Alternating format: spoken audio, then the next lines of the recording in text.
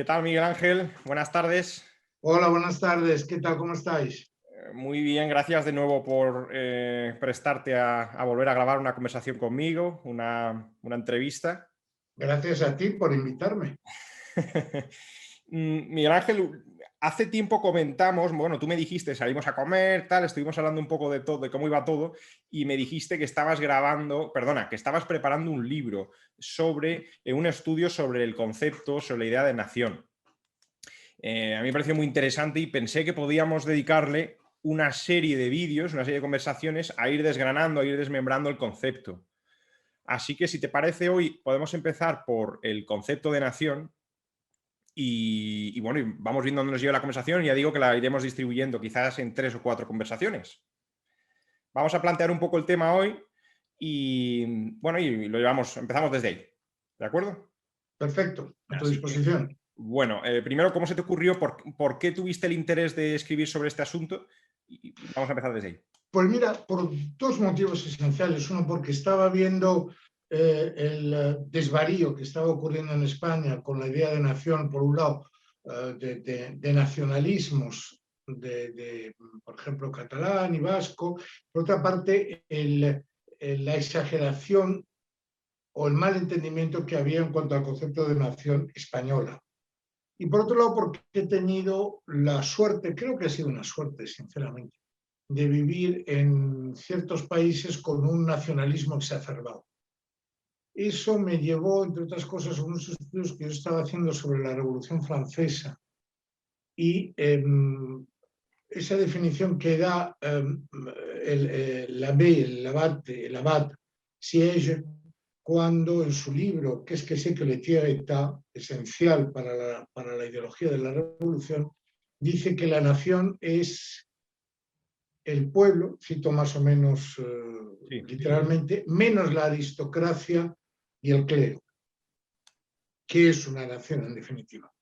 Y a partir de ahí empecé a hacer búsquedas leí mucha bibliografía sobre el concepto de nación, la diferencia entre nación, etnia, raza, todo eso que ha sido también puesto de manifiesto por el sociólogo de origen jamaicano, afincado en Gran Bretaña, ya fallecido desgraciadamente, Stuart Hall, que tiene un libro tan pequeño como, confieso, en algunas páginas difíciles de leer, pero muy interesante, que se llama El Triángulo Funesto, editado en España por, si no recuerdo mal, la editora es La Fábrica de Sueños.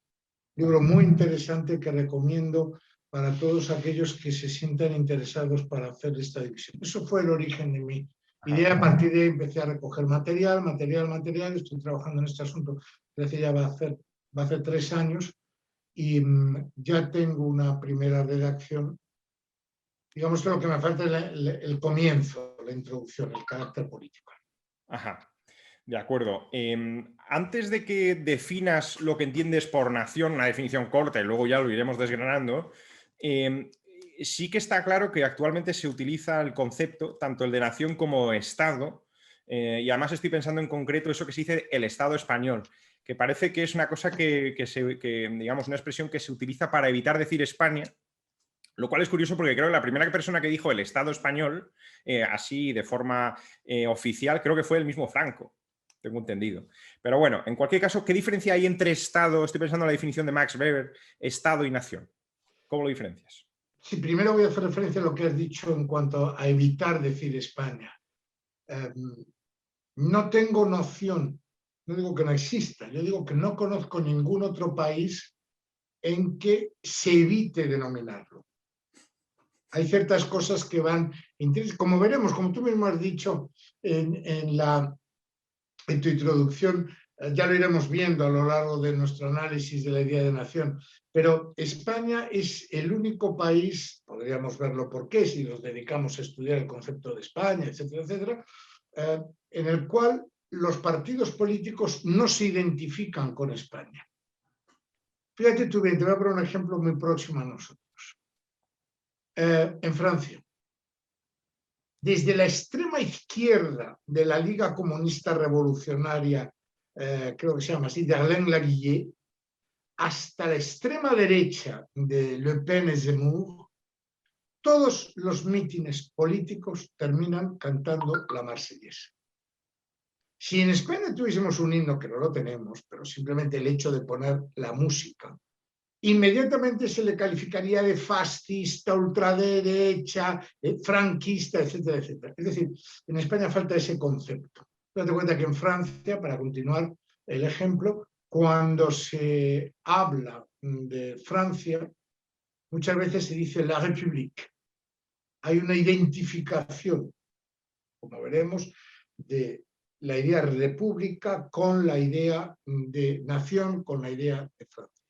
En España todo eso falta. Es decir, en España no puedes decir en muchos sitios, soy español, por ejemplo, lo que estoy leyendo por encima sobre que la selección no puede ir a ciertas partes porque temen que se organice un follón, es muy poco descriptivo de lo que es el país, de la mentalidad del país, porque indica desde luego un sectarismo difícilmente aceptable. Quiero decirte, antes de continuar, una cosa, yo no soy un absoluto nacionalista, porque he visto en la realidad lo que el nacionalismo produce. Lo he visto en los Balcanes, lo he visto la barbaridad que ha sido, mis estudios también sobre Alemania, sobre Italia, etcétera. El nacionalismo, me da igual de qué lado sea, siempre conduce a la catástrofe. ¿Qué es una nación? Me preguntabas. Lo primero que hay que hacer es esencialmente definir lo que uno entiende por nación. Lo que uno entiende por nación, yo entiendo por nación, es, como dijo Guénard en el siglo XIX en Francia, en esa famosa conferencia en la Sorbona, es un proyecto común. Decía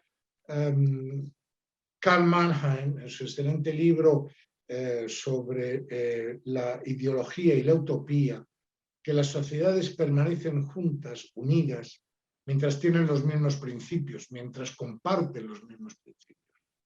Y estoy totalmente de acuerdo. Bueno, la nación, si quieres, antropológicamente hablando, no es, si empezamos esencialmente por la pareja, hombre-mujer como elemento esencial de creación de un grupo social, la pareja se extiende, da lugar a la familia, da lugar a la gens. Esto se ve muy claramente, por ejemplo, en la sociedad romana, la sociedad romana, en la sociedad griega, ateniense.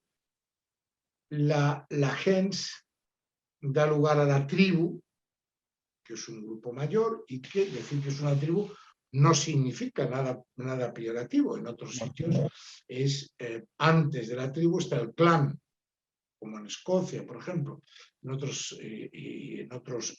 lugares. El origen, ahí me permito recomendar un libro absolutamente maravilloso del siglo XIX de Taylor, el creador de la antropología cultural, que creo que hasta la fecha no ha sido superado. Si no recuerdo mal, es de 1880 aproximadamente. Es una obra de arte. Bueno, pues de ahí la unión de tribus da lugar a una nación. Antropológicamente es eso, nada más. De ahí pasamos a la carga ideológica de la nación, pero esto es otra cuestión. La carga ideológica es la identificación, y eso se ve muy bien, como veremos más adelante, no en la nación política que crea la Revolución Francesa, sino en la nación histórica que crea Alemania. Se crea en Alemania. Vale. Se busca un origen común, unas raíces comunes, inclusive un supuesto ancestro común, un antepasado que se pierde en las noches de los tiempos, que en muchas tribus, por ejemplo, eran animales, descendientes del ciervo, descendientes del buey, descendientes del... Es decir, lo que no se puede hacer si queremos ser, se puede hacer todo lo que se quiera, la prueba, pero si queremos ser rigurosos es no pensar en la nación en su origen con una carga política ideológica. No. La nación no es nada más que una evolución antropológica de los grupos sociales, nada más. Ajá. Hay un momento en el que los dos conceptos nación y Estado se empiezan a solapar, creo, en virtud de que esa nación empieza a ser regida por un cuerpo administrativo que tiene el monopolio de ejercer la violencia consentida, pero en cualquier caso ejercerla, ¿no? Para establecer unas normas y, digamos, vertebrar la sociedad. Efectivamente, es así. Y ahí tenemos un ejemplo muy claro en Estados Unidos.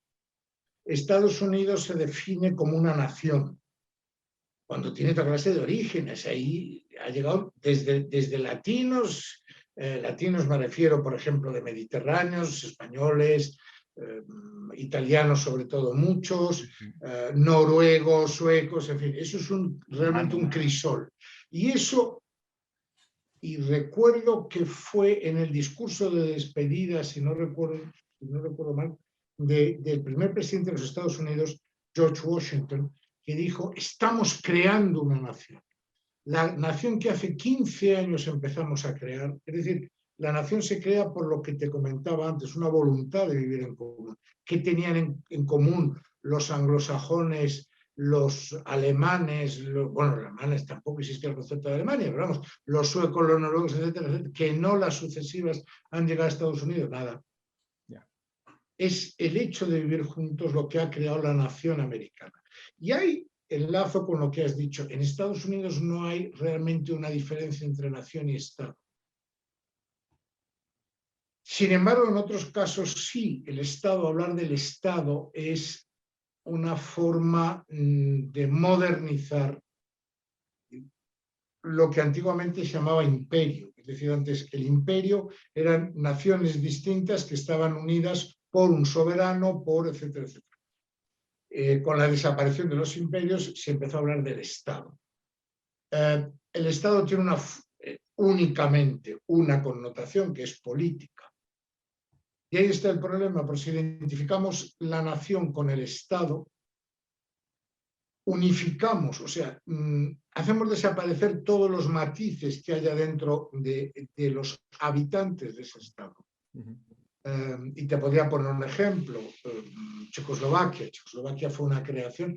Checoslovaquia es la unión de Bohemia y Moravia, es una creación tras la Primera Guerra Mundial, gracias a los enormes esfuerzos de Zar Beneš, fue el presidente, y creó la idea de Checoslovaquia, unión de checos y eslovacos.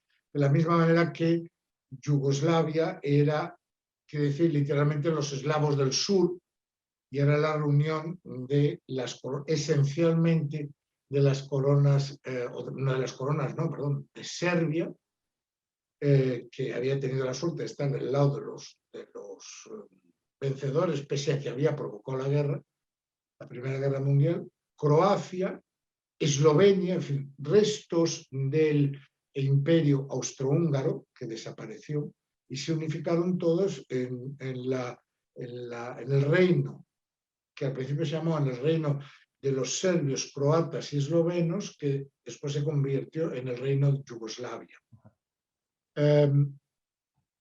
Ahí eran varias naciones que la historia demostró que no tenían mucho en común, ¿no es cierto? Ni una tradición cultural, ni nada en común. Pero ahí también se impone el Estado frente a la nación. De manera que nación y Estado se puede hablar igual, como tú has dicho, en el caso de España es para evitar hablar de España. Pero no ocurre así en todos sitios. En Gran Bretaña, por ejemplo, se habla de la corona del Reino Unido.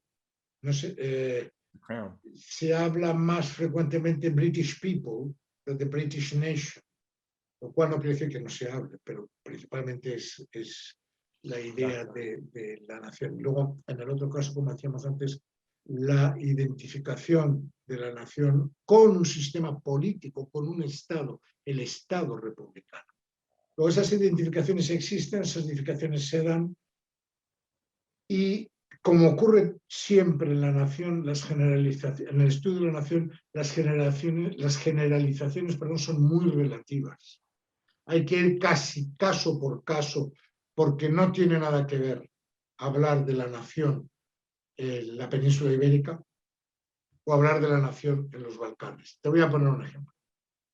En los Balcanes hay naciones que no tienen Estado. Nadie diría que los judíos no son una nación y que no han desempeñado un papel importantísimo en la evolución. Piensa una cosa esencial. El año pasado se hizo, no, perdón, hace 2 años se hizo un congreso muy interesante sobre las minorías en los Balcanes. Y el auge económico en los Balcanes y en el Imperio Otomano, más en el Imperio Otomano, se debió a la expulsión de los judíos de España. Gracias a eso, un imperio muy atrasado económicamente, como era el Imperio Otomano, empezó a surgir económicamente. Luego, tienes un libro sencillamente maravilloso del difunto ya profesor Alain Dusselier, que se llamaba Los caminos del exilio, Le chemin de l'exil, que es cómo todos los pueblos balcánicos han emigrado de un sitio para otro dentro del mundo balcánico. Sí existe una nación, existen muchas. ¿Y cuántos estados? Antes has dicho que en la nación hay un momento en el que surgen las ideologías y son estas ideologías las que usan, instrumentalizan este concepto. Absolutamente. Creo que un ejemplo muy bueno para hablar de la nación es el que has mencionado antes de Estados Unidos, porque Estados Unidos, la propia Constitución, lo primero que dice, ¿verdad?, es we the people, ¿no? O sea, nosotros la gente decidimos organizarnos, decidimos, bueno, digamos, cortar las ligaduras con nuestro pasado y creamos una nueva nación, que es esta, ¿no?, los Estados Unidos, pero nosotros somos los que, de manera... Y de hecho, yo creo que es interesante cuando hemos dicho lo de las ideologías, porque salvo hoy día, precisamente, que ahora está empezando a ser un poco más tumultuoso el asunto ideológico en Estados Unidos, porque antes nadie cuestionaba a Estados Unidos y su bandera. Estados Unidos siempre ha sido un país extremadamente patriótico. Bueno, podemos hablar de la guerra de independencia, disculpa, de la guerra civil, pero en cualquier caso, realmente ha sido un país siempre muy patriótico. Ahora sí que es verdad que quizá con el posmodernismo están empezando a haber movimientos un poco antiamericanos desde dentro, lo cual es muy curioso. Yo eso lo observé hace un montón de años, cuando era adolescente, yendo para allá, hablando con los adolescentes de ahí, de americanos, y bueno, adolescentes, teníamos 18, 19 años, y recuerdo que había muchos que renegaban de ser americanos, lo cual es una cosa increíble. Esos 18 añeros de entonces son los que ahora tienen, pues eso, mi edad, 30, 31, 32, que son los que, en fin, ¿no?, la nueva generación, ¿no?, que se incorporó. Pero en cualquier caso, eso, Estados Unidos quizá es el ejemplo de nación joven que se crea, ¿no?, más reciente que tenemos, aunque tenga 200 años, pero en cualquier caso, porque antes has mencionado Francia, que ya tenían un bagaje histórico antiguísimo. Has dicho península ibérica. Habla un poco de eso, si no te importa. Sí, vamos a ver. Efectivamente, los Estados Unidos se crean, como tú has dicho, empieza we the people. ¿Hasta qué punto es, como he mencionado antes, el discurso de despedida de George Washington, que se refería a la nación que hemos empezado a construir hace 15 años, hace 20 años, dice, efectivamente, de la guerra de la independencia, etcétera, etcétera, todo eso. Bueno, es muy importante este detalle, porque, como tú has dicho, depende del país al que nos refiramos, así hay una nación u otra. Por ejemplo, se crea el Estado italiano, pero es que no existía una nación italiana. ¿Hasta qué punto no existía una nación italiana? Después se crea el Estado alemán. Ya existía la nación alemana, pero fíjate el detalle, cuando se crea la nación alemana, se están incluyendo pueblos, naciones que no son alemanes. Recordemos que el eje sobre el que se asienta el Imperio Alemán, el Segundo Imperio Alemán, en 1871, es Prusia, esencialmente. Y Prusia se había adueñado de 1/3 de Polonia. En fin, no voy a enumerarlo todo, pero había restos, digámoslo así, de otros países. Luego a Bismarck se le mete en la cabeza que Schleswig-Holstein, que había sido siempre danés, es alemán y lo conquista. Luego, el Estado se crea no siempre, o sea, siempre en torno a una nación, pero no siempre exclusivamente en cuanto a una nación, sino varias. Y eso lo vemos en el caso, como tú has mencionado muy bien, de Estados Unidos, en el cual Estados Unidos, fíjate bien, no tiene fronteras cuando se crea. Inclusive en el caso de la guerra civil, no ponían en tela de juicio su americanismo, por decirlo así, sino su forma de organizarse, que era distinto. Sí, sí, sí.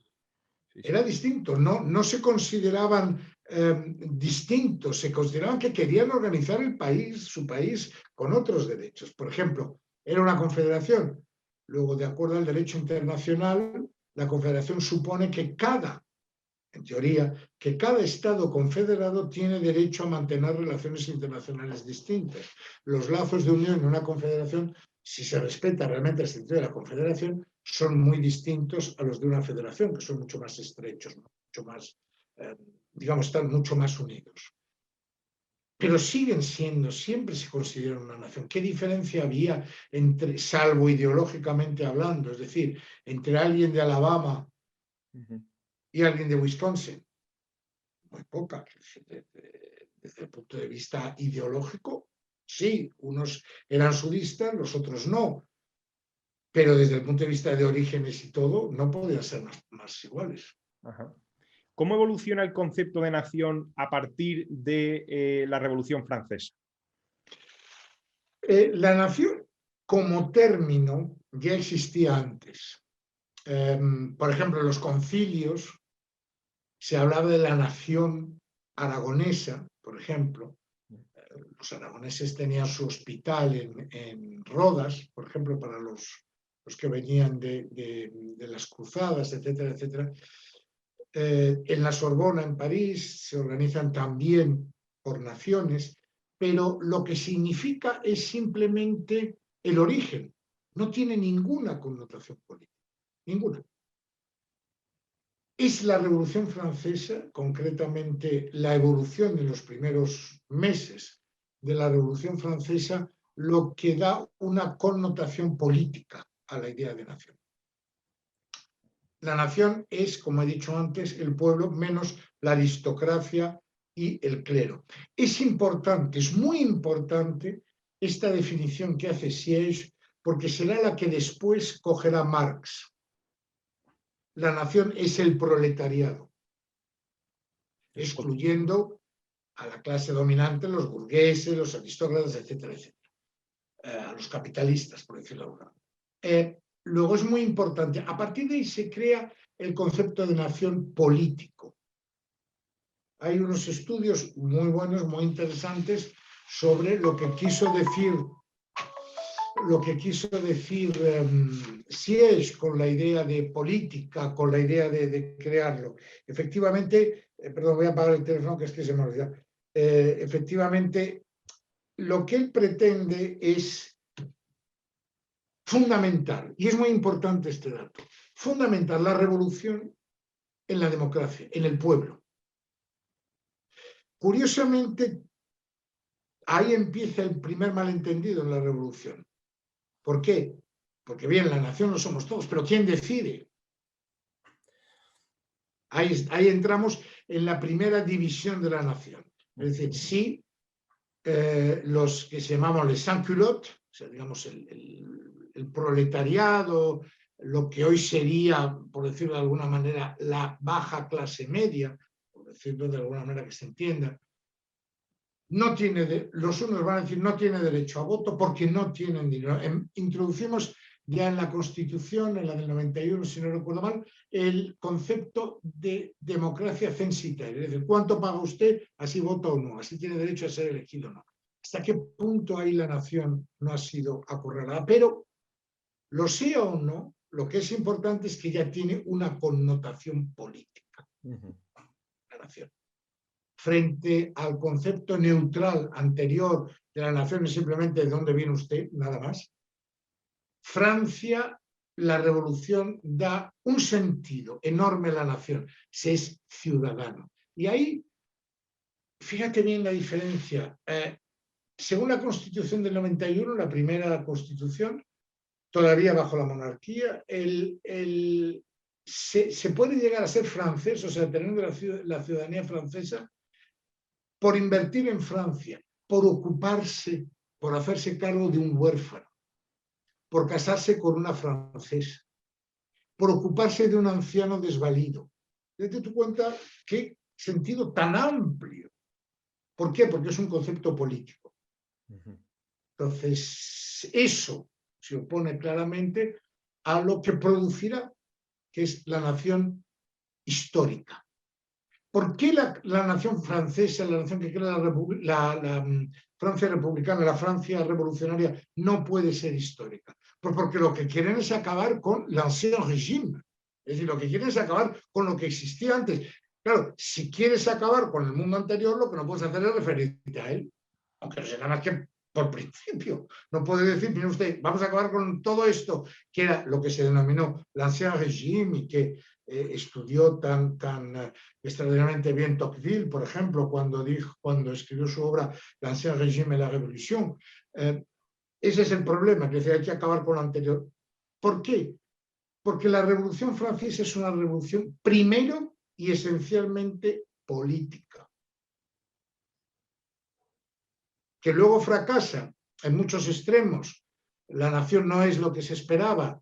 Hay la obra de, por ejemplo, los comentarios que hace sobre la Revolución Francesa Madame de Staël son realmente ilustrativos, porque dice, lo que nos equivocamos, resumo, es que creíamos que el pueblo estaba educado. No, el pueblo no estaba educado. Yeah. En consecuencia, no se le podía dar capacidad de decisión porque no estaba educado, simplemente.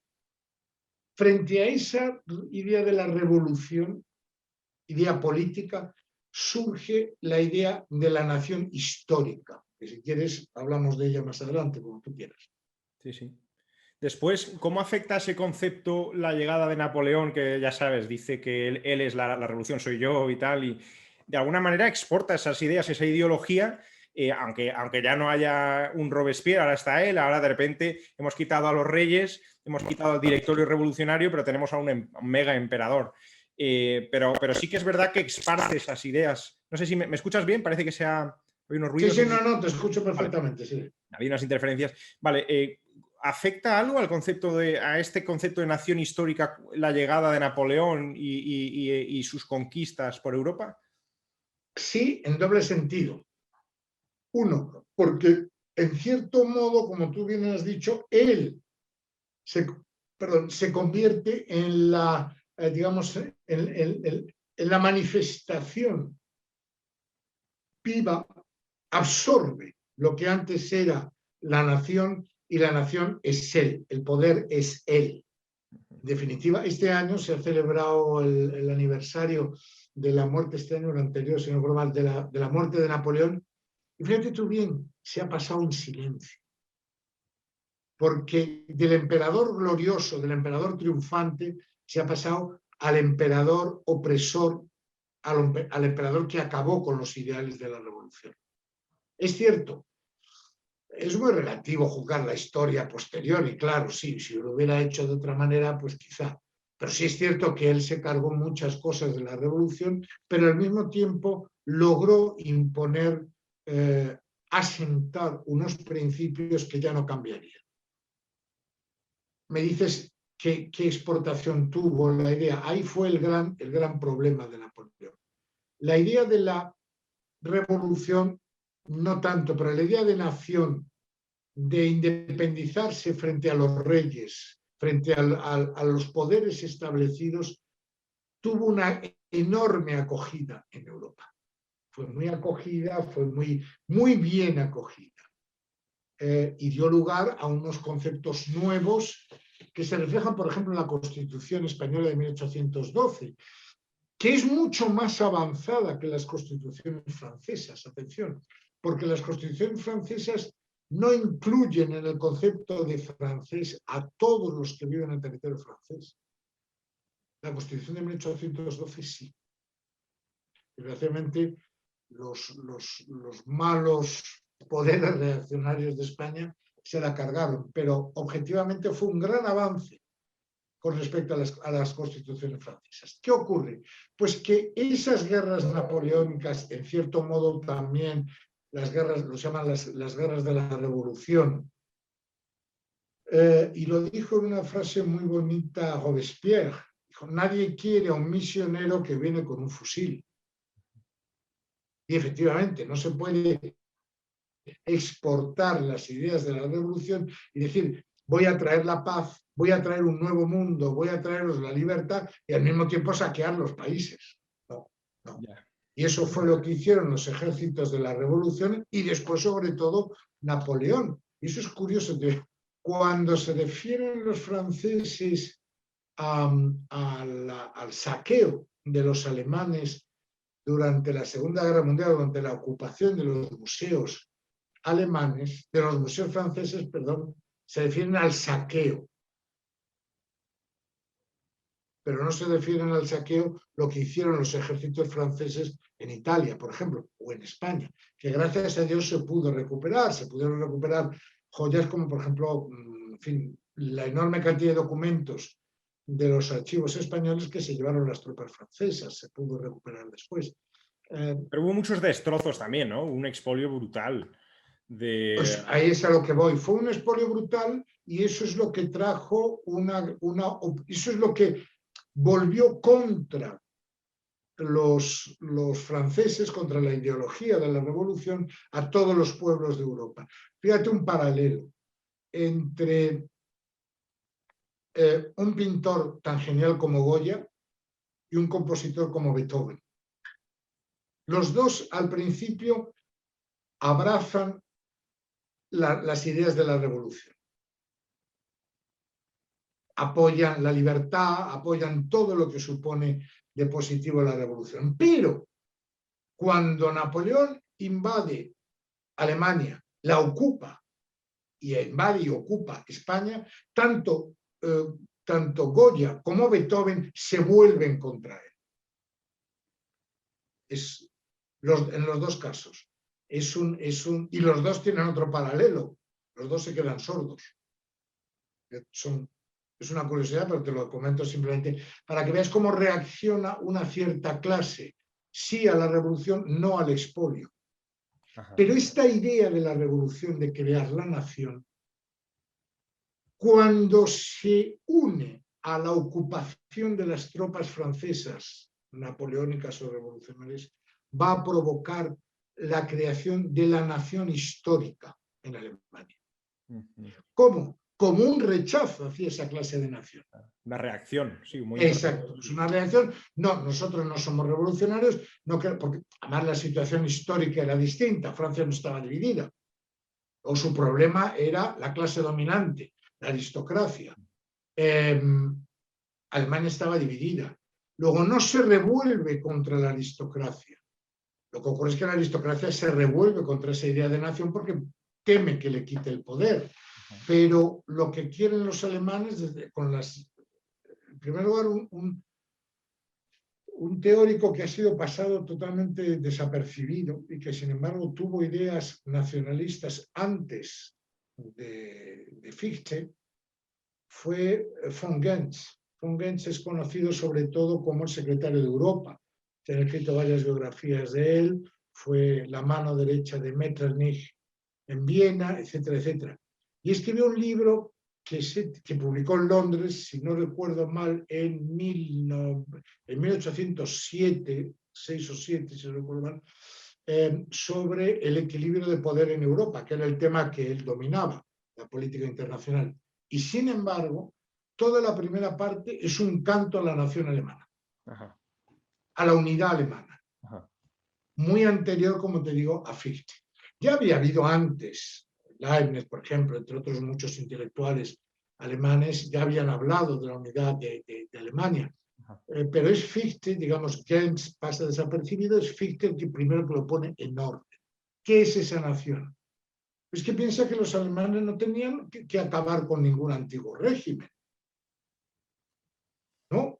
Yeah. Luego, su nación precisamente es la nación que se refiere a la historia. ¿Hay algún paralelismo ahí con esa reacción alemana ante esa invasión con el levantamiento en España de 2 de mayo? Pues fíjate, sí, ahí es curioso. Cuando en el telegrama que envía el alcalde de Móstoles pidiendo a todo el país que se subleve contra los franceses, se refiere, cito de memoria, pero si no recuerdo mal, la frase dice: el rey y la patria están en peligro. Entonces, es decir, una de las cosas que podemos ver en otro momento es la utilización de la palabra patria. Sin duda. Que ha En vuelto. la Revolución Francesa, la patria es un concepto paralelo al de nación, pero se usa de forma distinta. La nación es aquello que se refiere al orden político interno, a la relación entre los habitantes de un lugar determinado, Francia. La patria es la referencia de esa nación con respecto al extranjero. Nunca se refieren a la patria refiriéndose a sí mismos. Cuando Danton, por ejemplo, a la invasión de los ejércitos aliados, de los ejércitos prusiano y austriaco contra Francia, contra la revolución, la Asamblea Nacional decreta, se aprueba el famoso decreto La patrie en danger, la patria en peligro. ¿Por qué la patria? Porque es contra el extranjero. La patria no me refiero a la patria cuando estoy hablando entre nosotros. La patria es con respecto al extranjero. Tiene una noción distinta, no es la misma. Ajá. Yo, si estoy hablando de Francia interiormente, estoy hablando de la nación, Cuando hablo con respecto a los demás ya cambia, ya es la patria. La patria. Y ese es un concepto que también se verá que es menos diferenciado en Alemania por una razón, porque precisamente la nación histórica alemana se creó como reacción a los extranjeros, a la división. Ajá. La nación política francesa no había división.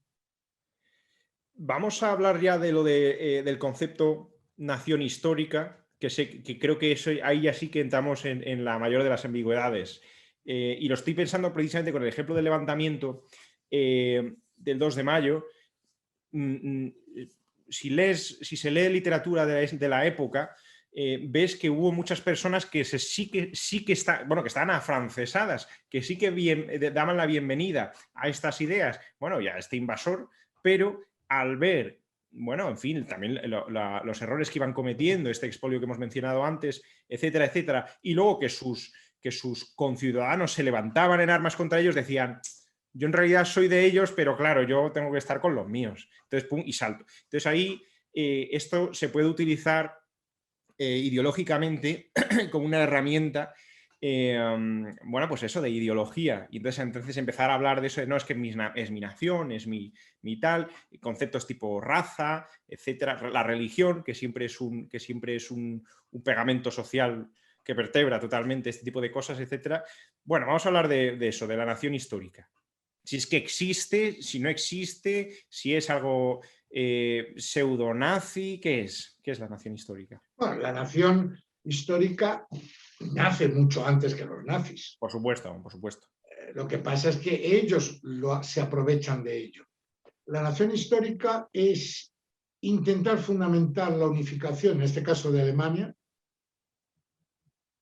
refiriéndose al pasado. Como te he mencionado antes, en Alemania no se plantea el problema del pasado, todo lo contrario.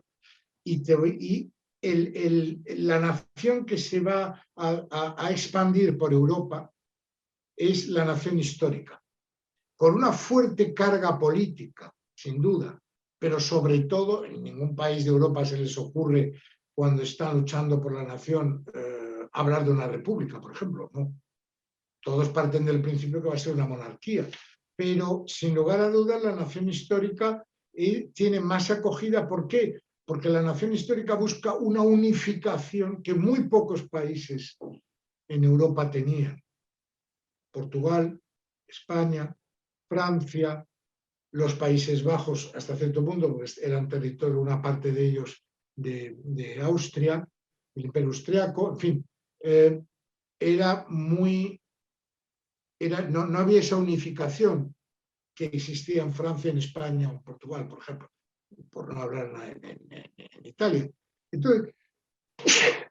Entonces, esa idea de unirnos al pasado es lo que va a fructificar en Europa. Por ejemplo, en los Balcanes. En los Balcanes, en los países ocupados, la Iglesia ha desempeñado un papel enorme, la Iglesia ortodoxa, porque durante la ocupación ha mantenido muy vivo el espíritu nacional. La Iglesia ortodoxa serbia, la Iglesia ortodoxa búlgara, por supuesto en Rusia, pero Rusia no estaba ocupada, han sido en la Iglesia ortodoxa griega, pero la Iglesia ortodoxa griega, como tenía un papel muy preponderante dentro de todas las iglesias en el Imperio Otomano, no fue muy partidaria de revoluciones ni de separaciones, pero no sabía lo que iba a ocurrir. Lo que sí tenía muy claro es que si algo ocurría iban a salir perdiendo. La iglesia, digamos, la iglesia de Constantinopla, por otra parte, era un primo inter pares entre todas las iglesias ortodoxas, que todas eran iglesias nacionales, por otro lado. Entonces, esa idea de nación alemana, de voy a construir mi futuro pensando en lo que fuimos, que por razones históricas hemos dejado de ser, la unidad. Y ahí entramos en un problema muy, muy importante, que se ha visto en España últimamente, por ejemplo, con los nacionalistas catalanes, algunos de ellos, desde luego, es que vamos a entrar en el concepto del mito. Es decir, me voy a inventar la historia. Basándome en hechos concretos, voy a imaginarme la historia de mi país y la voy a empezar a transmitir de esta manera. Por ejemplo, se crean los mitos. El mito de Teutoburgo, ¿sabes? Donde parece que fue la 14 legión romana fue aplastada por las hordas de germanas en el bosque de Teutoburgo, y que perdieron los lábaros, es decir, las banderas que llevaban los romanos, para una legión no se podía reconstruir si se perdían los lábaros, o sea, las identificaciones. Por eso esa legión nunca se pudo reconstruir, y el emperador le dijo, refiriéndose a Varo, el general romano que había perdido la batalla, le dijo: Varo, devuélveme mi legión. No puedo reconstruirla porque has perdido los lábaros. A partir de ahí se crea la idea de una nación construida sobre el mito de la mitología, de las valquirias, todo eso que después Wagner va a llevar a escena, el oro del Rin, los Nibelungos, personajes más o menos ficticios, pero desde luego engrandecidos, como Sigfrido, por ejemplo, etcétera, etcétera. Eso es esencial en la creación de la nación. El mito es inseparable de la nación histórica. No puede haber, por ejemplo, para ponerte otro ejemplo, en Serbia, el mito de Kosovo, el príncipe Lázaro, que por cierto hoy la tumba del príncipe Lázaro, que en todos los sitios se ve como el gran príncipe Lázaro, pobrecito, él fue, de entrada, no le quería a nadie. Si perdió la batalla de Kosovo fue porque le traicionó la nobleza, que estaba harta de él, pero harta de su dictadura. Los albaneses llegaron demasiado tarde para ayudarle. Los húngaros, que era su cuñado, cuando vieron la situación se dieron media vuelta y le dejaron solo. Bueno, pues su tumba, que tanto es ensalzada por los serbios, es una iglesia medio en ruinas en el camino de Kosovo. Pero vamos, se creó el mito del Valle de los Mirlos, que es donde tuvo lugar la batalla, en el cual el príncipe Lázaro murió rodeado de todo. No, el príncipe Lázaro murió huyendo. Vamos a ver las cosas como son. Y es curioso, te digo como comentario, la mejor historia de la batalla de Kosovo la escribió un monje aragonés que estaba en la corte del príncipe Lázaro. Pero se crea ese mito. Siempre hay un mito. Detrás de cada nación histórica hay un mito. Luego, con el tiempo, la nación política va a asimilar muchos de esos mitos. Por ejemplo, en Francia, país de la nación política, al principio se hace tabla rasa de todo el pasado. Pero con el tiempo se empiezan a recuperar figuras del pasado. Luis XIV, el gran rey, el rey Sol, Juana de Arco, etc. El propio Napoleón, ¿no? Está mitificado hoy día. Ahora lo están desmitificando mucho. Pero eso nuevamente, te pregunto a ver si estás de acuerdo, yo creo que eso tiene que ver con esta ola posmoderna que he mencionado antes que azota a todo Occidente. Sí, es tremendo porque es que además se está creando una historia que no es cierta. Vamos a ver, te voy a poner un ejemplo sin que nos extendamos en esto porque sabe mucho del tema, pero para ponerte un ejemplo, si yo intento hacer creer que tal hecho histórico, para moldarnos a las necesidades actuales, había personas de color negro, por ejemplo, para darle realce histórico, estoy falseando la historia. No solamente estoy falseando la historia, sino que además les estoy haciendo un servicio muy malo, porque lo que están diciendo es, vamos a ver, si ustedes estaban en tal batalla en primera línea, no sé qué, y eran tan importantes y había un general de color negro, ¿de qué se queja? Claro, es decir, es muy infantil. Eso es un tema que estudió muy bien el sociólogo del que te hablaba antes, Stuart Hall. Estudió muy bien de cómo se falsea, se pretende hacer una mezcla ahí de lo que se llama el multiculturalismo, que con ello lo que se intenta impedir es que se vea la enorme diferencia que hay en la actualidad entre unos y otros. De acuerdo. En el marco de nación histórica, vamos a centrar la conversación, que en cualquier caso es introductoria de todo del concepto, sobre todo de nación, en España.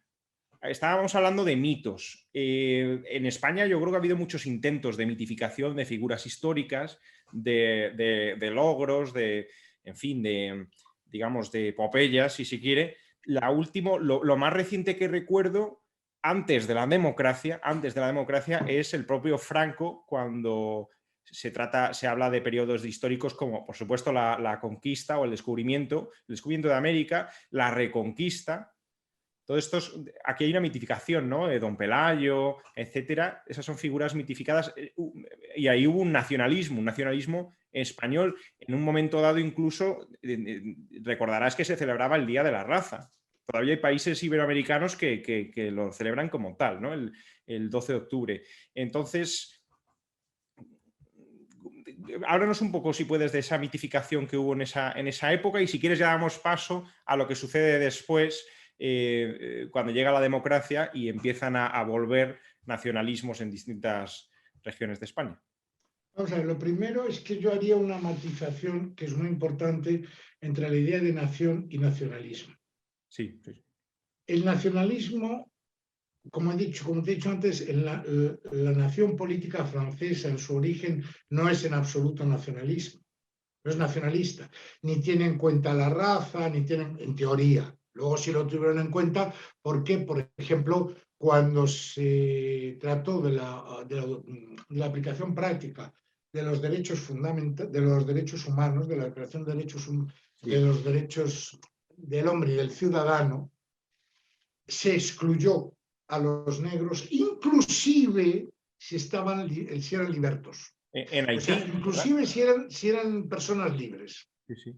¿Por qué? Por cuestiones económicas, simplemente. No tiene otra razón. Pero es importante porque cuando Toussaint, que ya había revelado en Haití contra la dominación francesa, le preguntó por qué ellos no tenían derecho si eran humanos como los demás. La respuesta fue extraordinariamente interesante, sobre todo para el momento actual. No tienen derecho a ellos porque no tienen la misma cultura. Ajá. Es decir, se estaban refiriendo a un aspecto cultural, no tanto político, claro, porque la Revolución Francesa no podía referirse a un aspecto religioso. Dio igualdad de derecho a los protestantes, a los judíos, etcétera, etcétera. Y no solo eso, sino que fue antirreligiosa la revolución. Claro, sí, este es un tema muy, muy importante. vamos a ver, la fidelidad absoluta que exigía, la unidad absoluta que exigía la revolución, el ideario revolucionario, no podía compartirse con otra clase digamos, de obediencia, en este caso al Papa. De hecho, cuando la propuesta para lo que se llamó el prestar el juramento civil del clero fue hecha por Mirabeau. Y si no recuerdo mal, en la Asamblea Nacional se levantó, si no recuerdo mal, el obispo de Troyes, pero cito de memoria, dijo, bien, no tenemos ningún problema a jurar la Constitución Civil del Clero, la Constitución, estaba refiriéndose a 1791, a condición de que los preceptos no vayan contra la Iglesia Católica, los dogmas de la Iglesia Católica. Bueno, entonces se montó el follón, como te puedes imaginar, en la Asamblea Nacional, porque había gente ya preparada entre el público. Este es un detalle importante que dijeron que de eso nada, no dejaron hablar, todo aquel que intentaba defender una postura de acuerdo entre una posición y la otra no le dejaban expresarse, fue bastante caótico. Y ahí tienes un detalle importante, es la primera vez que se impone una democracia del griterío, lo que llaman los ingleses la mobcracy, es decir, el gobierno de la plebe, en el sentido De la ofensivo. turba. De la turba, sí, por ejemplo. Una Es ocrocracia. importante porque ahí no les dejan hablar. Es decir, no son diputados, es el público que estaba en las tribunas que le impiden hablar a los diputados, a defender sus ideas. Entonces, sí, la religión tiene una importancia esencial. A partir de ahí se produce una ruptura relativa, pero una ruptura, quita que no, entre la democracia, perdón, entre la república o la revolución y el Santo Padre, y la Iglesia Católica. Sí, sí. Entonces sí tiene una importancia. Ajá. Volviendo al punto de partida, efectivamente en España hay, lo que te decía, hay una diferencia entre nación y nacionalismo. Sí. Esta diferencia se va, en su origen, diferencia entre nación y nacionalismo, se va, digamos, difuminando a lo largo del siglo XIX, finales del XIX, y en el XX es difícil hablar de diferencia. Te voy a poner un ejemplo. En Francia, el caso del llamado asunto Dreyfus. ¿Quién era nacionalista? Y se estaban jugando con términos nacionalistas. Y la Iglesia Católica lanza en Francia una gran campaña contra los judíos, primero por ser judíos, en segundo lugar por ser contrarios por haber vendido teóricamente secretos de la nación. Y surgen los grandes movimientos, Action Française, por ejemplo, surgen los grandes movimientos nacionalistas franceses. Ahí ya se está perdiendo totalmente la separación entre nación y nacionalismo. Eso va más en una especie, en el siglo XX ya se va desarrollando mucho más con motivo de la Primera Guerra Mundial. Ajá. Eso es un elemento muy importante.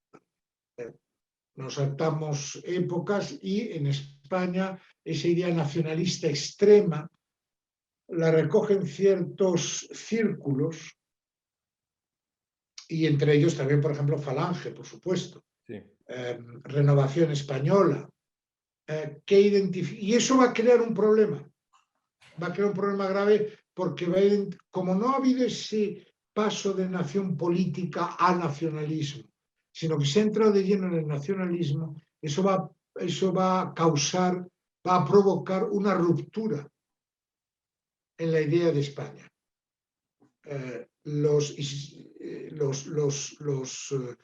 Ciertos movimientos en Cataluña, por ejemplo, en Galicia menos, en el País Vasco, por supuesto, crean movimientos nacionalistas. Ahora, lo malo con con la idea de nación, y eso nos lleva a la cuestión de España, y lo que decías de que Franco celebraba el Día de la Raza, es que la nación histórica, de la misma manera que antes te he dicho que inevitablemente crea mitos, termina siendo racista.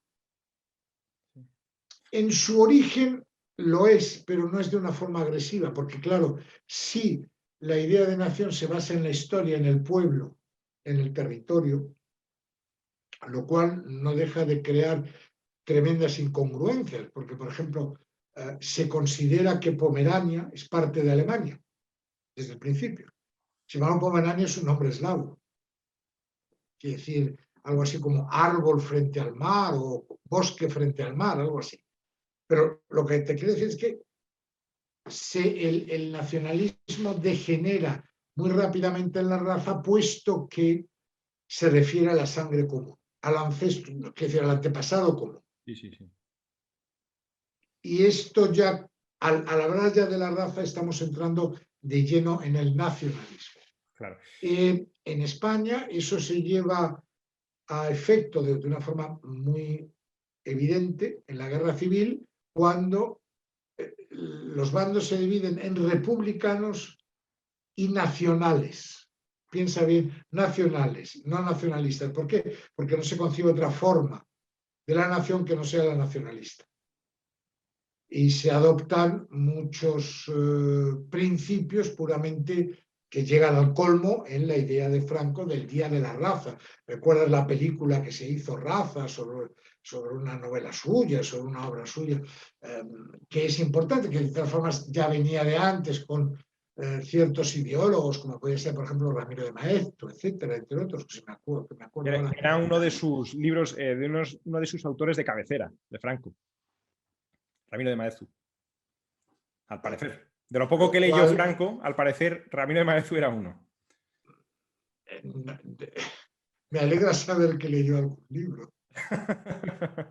Sí, sí, le gustaba este, sí, sí. Pero es que no, sus propios, las personas que trataron con él y que después contaron este tipo de cosas, ya cuando Franco había muerto, dijeron eso, ¿no? Que realmente no era una persona de mucha cultura, para nada, no lo era, pero que sí que tenía, bueno, 3 o 4 libros, en cualquier caso, una persona muy austera, entonces una persona muy austera, como sabes, ¿no? Una persona que es muy austera y que aparte de ir a pescar, como se sabía ya en los últimos años de la dictadura, hombre, algo más haría, pues hombre, algún libro que le dijera las cosas que él quería escuchar, pues tendría. Ramiro de Maeztu era uno de sus autores. Uno de sus muy pocos autores. Pues sí, efectivamente, esa idea de raza es la culminación del nacionalismo que en España se va desarrollando, pero tengamos en cuenta una cuestión, el nacionalismo español es posterior al nacionalismo vasco, por ejemplo. Y la idea de raza es posterior a la idea de Sabino Arana de la raza. Y voy a anticipar una cosa que la hablaremos los próximos días, imagino. La enorme importancia que tiene un artículo que escribió, ¿cómo se llama este líder catalán? ¿Junqueras? Junqueras, exacto. En el que hablaba de los genes. Sí. Decía que los genes de los catalanes eran muy parecidos a los genes de los suizos. No especificó qué parte de Suiza, si la italiana, la francesa, la alemana, presupongo que sería la alemana, y de los franceses. Sí, sí. Y que los genes de los españoles eran poco más o menos que basura, por no mencionar de los portugueses. Aparte de lo que significa en sí mismo como declaración, date tu cuenta de la enorme carga política que tiene eso. Es decir, si hacemos una diferencia entre raza y etnia, no habría ningún problema en considerar que los catalanes son una etnia. ¿Por qué? ¿Qué es una etnia? La unidad de una sociedad determinada, de un grupo social determinado, en unas ideas, idioma, tradición, costumbres y antepasados. Pero no entró, y la diferencia entre etnia y raza es justamente la biológica. Sin embargo, Junqueras da el paso y transforma la etnia Por otra parte, no tiene gran importancia. Voy a hablar de muchas etnias en España y no pasa nada, y en otros países. La transforma en racismo. Date tu cuenta de la importancia enorme que tiene. Porque siendo de una etnia, tú puedes escoger tu etnia. Es decir, me da la gana porque me siento muy bien viviendo en Cataluña, acepto sus costumbres, sus tradiciones, su idioma, no pasa nada. Su cultura, en definitiva, no pasa nada. Pero date tu cuenta que con el concepto que introduce Junqueras, no es posible ser catalán si no se nace catalán, porque no se tienen los genes. No sé si se ha comprendido bien, en general, la carga tremenda que tiene este concepto. Es decir, el artículo de Junqueras, que yo cito en mi libro, es importantísimo porque supone un retroceso de 70, 80 años, si no más, en la historia de Europa. Y asimila, y va mucho más allá, por ejemplo, que las razones que impulsaron en Serbia la guerra de los Balcanes. Bueno, a mí me recuerda un poco a Sabino Arana, ¿no? Con el PNV. Sí, efectivamente, Sabino Arana, pero hay Un gran también es racista. cierto que dicen sus defensores Sí, que no hizo nada más que seguir el momento, efectivamente, es la cierto. ideología del momento, finales del 19, principios del 20, sobre todo finales del 19, tenía una gran importancia. La idea de la raza había surgido en toda Europa, los británicos hablaban Darwin. directa e indirectamente de la raza, aunque ellos se referían, Rudyard Kipling se refería a la carga del hombre blanco. Los blancos se referían a ellos mismos, naturalmente, etcétera, etcétera. La colonización de África, el concepto de todos los, perdón, no voy a especificar porque si no nos quedamos aquí 20 años, Sí, todos sí. los conceptos que suponían que surgieron en el siglo XIX, a finales del siglo XIX, que daban un realce especial a la raza. Sí, sí. Eso terminó, lógicamente, en la aberración nacionalsocialista. Eso Porque es. fíjate tú bien, el fascismo, y a mí me parece muy mal que en general se refiera como fascismo a todo movimiento de extrema derecha, el fascismo no fue esencialmente racista. Las leyes antijudías, antisemitas, fueron introducidas por presión de Hitler. Y hay algunas anécdotas, cuando se le preguntó, por ejemplo, al mariscal jefe del ejército italiano, el mariscal Badoglio, por qué no perseguían a los judíos, el ejército italiano como el ejército alemán perseguía a los judíos, contestó, es que un ejército no está para perseguir a civiles. Y cuando Hitler se quejó a Mussolini de que no había leyes racistas y que cuando las había se respetaban muy poco, Mussolini, con esa nonchalance de los italianos, dijo, es que no estamos acostumbrados, se lo de todo. No estamos acostumbrados a perseguir a nadie, por eso.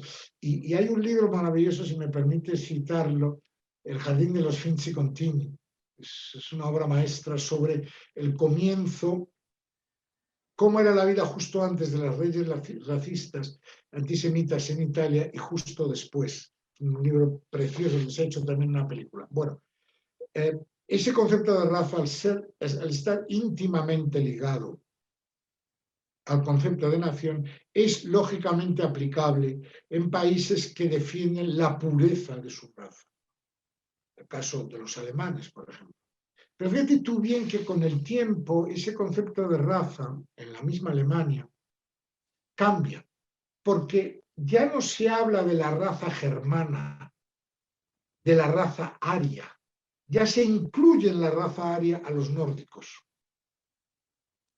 Es decir, no solamente son los alemanes puramente dichos, los germanos, que al fin y al cabo los germanos eran una tribu, no vayamos más allá, sino que también se incluye a los noruegos. De hecho, una de las razones para Hitler de invadir Noruega era porque se consideraba a las noruegas como la mujer aria más pura. Detalle importante, que no había sido contaminada por otras razas, como en ciertos casos podía parecer ocurrir en Alemania. Luego, en España, Franco pretende introducir la raza, pero es ridículo. Es decir, un país que ha tenido las invasiones de los godos, de los suevos, de los alanos, de los árabes, con los judíos. Por aquí ha pasado todo el mundo. De los fenicios, de los griegos. Hablar de pureza de raza española es un disparate. Eso solamente se le ocurre a alguien como, por ejemplo, Junqueras, hablar de la pureza de la raza catalana. Pero bueno, sí, pero con la gravedad de que Junqueras o Junqueras lo hace hoy día, Franco es un tipo que nació en el siglo XIX. Exacto, y que tiene una mentalidad totalmente distinta. Y aparte no tuvo éxito. No, Así claro que como no. el nacional. Fíjate una cosa curiosa. En un libro que yo considero esencial sobre la idea del nacionalismo, que es la obra de Hans Kohn, que es que se titula El nacionalismo, si no recuerdo mal, lo he leído hace años, pero si no recuerdo mal, se titula El nacionalismo. Está editado en español por el Fondo de Cultura Económico de México. Libro esencial. Analiza los nacionalismos en todos los países. Pues fíjate bien que cuando llega a España dice que el español no es nacionalista. Efectivamente, el español es nacionalista porque lo crea Franco, porque se inventa el nacionalismo. Sí. Y fíjate un detalle curioso. Ya tenemos que hablar de literatura, pero hay una diferencia esencial en dos literaturas que son muy paralelas, que es la literatura francesa y la literatura española. En la literatura francesa, el escritor que quiere triunfar sube a París, va a París. El triunfo está en París. España no. En España, Blasco Ibáñez te va a hablar de Valencia, Pío Baroja o Valle Inclán del norte, en fin, tienes todo un gusto, todo. García Lorca. Leopoldo a las Clarín no se mueve de Asturias, es decir, y su Vetusta no es otra cosa que Oviedo. García Lorca, efectivamente, es decir, no hay esa atracción porque falta ese sentido de nación como una. Fíjate tú bien que Francia, la República Francesa se constituyó una e indivisible en torno, frente a los que llamaban los federativos, o sea, los que querían mantener el estatus anterior de diferentes regiones y todo eso. No, en Francia se crea un Estado tremendamente centralizado. Ajá. En España no. En España no hay esa centralización, la hay administrativa, pero no hay ese centralismo porque tampoco Madrid, vamos a decir las cosas como son, tampoco Madrid se alza como la gran capital cultural de España. No. Yo creo que esto no atrae a los escritores, artistas, etcétera, etcétera, como fue el caso en París. Sí, yo creo que eso... porque la corte en París, Luis XIV gastaba fortunas en óperas. Sí. Lully fue el compositor de Luis XIV, Molière, etcétera, etcétera. No voy a extenderme a todos. En España no hay eso. El único realmente monarca español que se interesa mucho por la música es Felipe V, que viene de Francia. Yeah. Y que trae consigo, fíjate tú luego al famoso Castrati. Y luego fíjate tú que cuando Fernando VII llega a España y su primera mujer italiana se queda horrorizada pensando que en España no hay un conservatorio de música. Claro, ella es italiana, le parece horrible.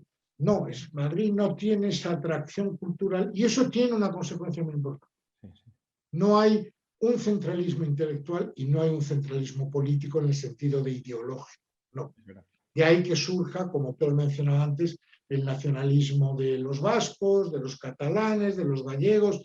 Al final, todo el mundo, uno se pregunta dónde está España, porque cada uno tiene su nacionalismo y se llega al propio disparate con, ya lo veremos otro día, con las consecuencias extraordinariamente negativas que tiene ese nacionalismo. Sí. Voy a dar simplemente un ejemplo. Se quiere todo inmersión, por ejemplo, en catalán. Bien. Los jóvenes estudian en catalán. Muy bien, estupendamente. ¿Hablan catalán perfectamente? Sí. El castellano se deja de lado. Sí. ¿En qué van a hablar cuando salgan de Cataluña? Ellos te dirían que en inglés. Lo que se está haciendo, no voy a entrar en el tema ahora porque no vamos a hablar de ello hoy, pero es simplemente lo que los nacionalismos hacen en España, en otro lugar, es arruinar la vida de la gente. Sí. Sin duda. Eso lo he visto yo, voy a salirme del campo español, eso lo he visto yo en Serbia. Cómo el nacionalismo histérico de Milosevic y compañía terminó hundiendo a Serbia, y que quedó fuera de todo. Por ese intento de demostrar que Serbia estaba por encima de los demás, ese nacionalismo excesivo, ese nacionalismo delirante, que además es sumamente contradictorio. Fíjate una cosa, cuando Montenegro, viendo el disparate en el que se ha convertido Serbia, decide disolver la última república yugoslava, que era la formada entre Serbia y Montenegro, como te he dicho antes, en los países ortodoxos la iglesia es nacional. Bueno, los montenegrinos dicen que ellos quieren su iglesia, que si se separan quieren su iglesia. Los serbios se oponen. Dicen que la iglesia montenegrina no existe, que es la iglesia serbia. Pero bueno, no están ustedes hablando de nacionalismo. ¿Por qué ustedes, que son tan nacionalistas, les impiden a los demás ser nacionalistas? Es decir, el problema del nacionalismo es que el choque es inevitable. Ajá. Porque como es un pensamiento, y esto es un dato muy importante en el concepto de la nación histórica que conduce al nacionalismo, el nacionalismo es una ideología autoritaria, tremendamente autoritaria y excluyente en consecuencia. Sí, sí, sí, eso sí. Nunca, Franco, pese a sus ideas megalomaníacas de la idea de la raza, no sé qué, fructiferó muy poco. No era realista. Ajá. Me gusta que justo hayas terminado con Franco porque quería decir una cosa en ese sentido. Bueno, rápidamente, un comentario rápido con el tema de Franco. Yo no creo que Franco verdaderamente creyese en eso. Yo creo que sencillamente era una persona hábil, que era una persona hábil políticamente y entonces como militar que era, y con esa formación tan cartesiana, y yo creo que sencillamente pensó que era útil, a esto es a lo que voy, aquí es donde quiero hacerte una pregunta ya para terminar, porque él midió el contexto histórico en el que se encontraba, en un momento evidentemente muy, digamos, muy cambiante en Europa, y venían dos grandes olas, la del comunismo ya con su triunfo en la Revolución Rusa en el 17 y luego el surgimiento del fascismo allá por el 24, 25 más o menos con Mussolini. Y entonces a esto iba. Cuando has definido la nación, ha habido un momento en el que has tocado un poco el marxismo y ya luego hemos ido por otro camino. Franco estaba obsesionado con el marxismo y con la masonería, como sabes, pero en cualquier caso el marxismo sí se opone a todas estas, por lo menos a priori a los nacionalismos y estas cosas. Y yo creo que quizá en contraposición, en España, por no hablar solo de Franco, en España se tuvo eso muy presente y por eso quizá surgieron estos delirios un poco exagerados de, por ejemplo, como tú has mencionado, Falange. Entonces, bueno, habla un poco de, si puedes, del marxismo, que por cierto, y última cosa, entre paréntesis, eso es lo que empuja también esa falta de nacionalismo, esa falta de carácter de sentido nacional, es el que empuja a Mussolini a decir, bueno, mira, yo me retiro del marxismo, dejo esta medalla de Marx que tengo siempre en el bolsillo, que al parecer contó que llevaba siempre, y fundo el fascismo y me voy a otra cosa. Y él crea eso. Entonces, ¿qué pasa con el marxismo y la idea de nación? Es muy complejo. Es un tema. Primero voy a referirme a lo que decías de Franco. Estoy totalmente de acuerdo contigo si te he interpretado bien. Franco no tenía ideas. No. Era un oportunista. Hay un libro extraordinario, muy, muy bueno, sin lugar a dudas, el mejor que he leído sobre el comienzo de Franco, la política, que es el libro de un francés que se titula, el francés se llama Philippe Noury, y el libro se titula Franco, la conquête du pouvoir. Creo que está traducido en castellano. Es un libro ya antiguo, es de los años 75. Y para resumir, es un libro muy bueno que analiza justamente lo que fue Franco hasta la conquista del poder. Franco representaba una tradición. Sí, eso es. Una tradición ultracatólica de cerrarse a todo lo que era extranjero, de los malos y de los buenos, una política muy maniquea. Pero él no era especialmente falangista, ni era especialmente fascista. Le importaba todo un bledo. Él tenía una ideología que era él mismo. Eso es, eso es. Y él mismo representaba el conservadurismo más rancio, más intolerante que había habido en España, que hizo mucho mal, por supuesto, porque evitó el diálogo. No era en absoluto un individuo conservador tradicional, como podrían haber sido los políticos de la Restauración del Partido Conservador. No, era claramente un reaccionario. Sí. Y efectivamente eso le impide ver la realidad, pero es que tampoco le importa la realidad. No vamos a entrar en eso, pues es un problema totalmente distinto, con lo cual con lo cual te doy la razón. Efectivamente, Franco no tenía ninguna ideología. Y paso al segundo tema. El marxismo y la nación es extraordinariamente complejo, es extraordinariamente difícil. Porque Marx no se ocupa de la idea de nación. Para él, recuerda la frase del Manifiesto Comunista: los proletarios no tienen patria. Sin embargo, sí coge la idea de Siege, que hemos mencionado antes, de que la nación es algo que excluye a alguien. En el marxismo excluye a los capitalistas, a los aristócratas, en fin. Ahora, ¿existe una idea de nación, de patria en el marxismo? En el marxismo puro, no. Pero en lo que dio lugar al marxismo, sí. Voy a mencionar siempre un caso. En la Unión Soviética, en la historia de Rusia, de la Unión Soviética, Rusia, etc., la Segunda Guerra Mundial se llama la Gran Guerra Patria. Sí. Es decir, claro que existe la idea. Y hay un discurso del líder, en estos momentos no recuerdo su nombre, del Partido Comunista. En Checoslovaquia existía una cosa curiosa. Existía el Partido Comunista eslovaco, solo eslovaco, pero existía también el Partido Comunista checoslovaco, que englobaba a los dos. Y entonces, en 1930 y tantos, hay un discurso del líder del Partido Comunista checoslovaco que dice en la tribuna: nosotros no obedecemos al gobierno checoslovaco y no consideramos que Checoslovaquia sea nuestra patria ni nuestra nación. Para nosotros, la patria es la Unión Soviética, porque es la patria de los trabajadores. Piensa una cuestión: el marxismo original, repito, no, pero su evolución a lo largo del siglo XX sí va a crear una idea de nación y de patria. Y ahí tenemos otro ejemplo. Cuando se firma el tratado Molotov-Ribbentrop, como prueba de buena voluntad de Stalin, da a la Gestapo todas las listas de miembros del Partido Comunista de todos los países que había ocupado Alemania. Date cuenta lo que es eso, como traición. Y concretamente en Francia, hasta que Alemania no invade la Unión Soviética, el Partido Comunista francés se mantiene totalmente al margen de la guerra. No considera que la invasión y ocupación de Francia por parte de las tropas alemanas signifique nada en particular, porque su patria es Moscú, su patria es la Unión Soviética. Todo esto cambia y hay una enorme propaganda a favor de la nación y todo eso en el momento que la Unión Soviética es atacada.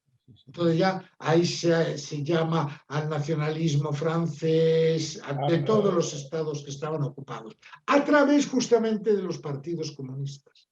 Luego, obviamente hay dos partes en el marxismo, lo veremos en otro día si quieres: la parte inicial, y a partir del momento de 1918 en el que se crea, 1918-19, que se crea la Internacional Comunista.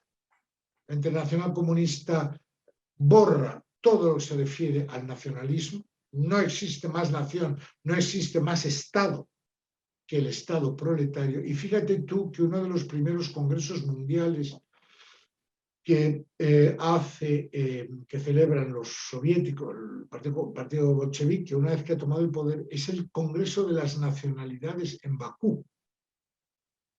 Es decir, por un lado niega la nacionalidad, pero por el otro lado empujan la nacionalidad como justificante de la lucha contra el colonialismo. Ahí hay un doble lenguaje clarísimo que queda evidenciado a partir del momento en que estalla en el que Hitler, los alemanes invaden la Unión Soviética. Y eso ya entramos, digamos, si hay un primer periodo, para concluir, un primer periodo marxista puro, cual la nación no existe, lo que pasa es que ellos mismos reconocen tanto Marx como Engels, como la tradición posterior, y luego ahí tenemos el caso de los que se han llamado austromarxistas, que son los grandes especialistas del estudio de las nacionalidades. Curiosamente, en la Unión Soviética lo hizo Stalin. Y ahí hay un estudio de las nacionalidades, de la importancia de las nacionalidades que llevan a cabo los austromarxistas. Ya entraremos en ello, pero es una primera concienciación con respecto al problema nacional. Ahí se entra en un paréntesis hasta la creación de la Tercera Internacional, en cual la nación vuelve a desaparecer o aparecer según convenga, luego desaparece y con la invasión alemana de la Unión Soviética resurge la nación en toda su importancia como elemento contra el invasor alemán. Pero inclusive si se respeta la nación, la creación de la República Socialista Federativa de Ucrania, Bielorrusia, etcétera, etcétera, todo eso no impide, y su origen también de Crimea, todo eso no impide que los partidos comunistas sean de ciega obediencia a Moscú. Ajá. Te voy a dar para concluir un detalle. Se copia tanto hasta el presupuesto de la Unión Soviética, que en el presupuesto checoslovaco, tú te das cuenta dónde está Checoslovaquia, pues hay una partida especial para la flota del mar Ártico. Porque como en la Unión Soviética había un presupuesto especial para la flota del Ártico, había que copiarlo, y entonces Checoslovaquia, país sin mar, punto, tiene un presupuesto, tiene una parte de su presupuesto dedicada a la flota ártica. Ya. Creo que ahí se vuelve a hacer patente, vuelve a ser manifiesto el poder del nacionalismo. Que este escritor que hemos comentado alguna vez, John Mearsheimer, politólogo, dice que al fin y al cabo la ideología más importante o más potente siempre va a ser el nacionalismo, o por lo menos siempre lo ha sido. No solamente es él que lo dice, también lo dicen otros historiadores, que llegado el momento el nacionalismo se impone al marxismo, se impone a otras ideologías. ¿Por qué? Pues esto sí que es un tema para que lo hablamos el otro día, porque es curioso, porque esto es una cosa que dice muy claramente Erich Fromm, El miedo a la libertad, obra estupenda, que no es el único que lo dice, pero en fin, hablaremos en otro momento si consideras del tema. Pero el nacionalismo tiene, sobre todo, por ejemplo, en los momentos actuales, de ahí el resurgir del nacionalismo. El nacionalismo, y con esto termino, es esencialmente un movimiento de miedo. Sí, sin duda. Muy bueno eso. Es esencialmente un movimiento de miedo. Hacia el exterior, hacia lo desconocido. Lo que el nacionalismo aporta es, en definitiva, lo mismo que aporta el comunismo, todas las ideologías totalitarias, y el nacionalismo es una ideología totalitaria. Protección. Protección. Sí. Eso es lo que busca. Cierto. Bueno, Miguel Ángel, muchas gracias. Muchísimas gracias. Ha sido muy interesante tu exposición y vamos a continuar la serie, ¿de acuerdo? Seguiremos ahondando en este tema. ¿De acuerdo? Encantado. Muchísimas gracias. Un abrazo. Buenas tardes. Buenas tardes.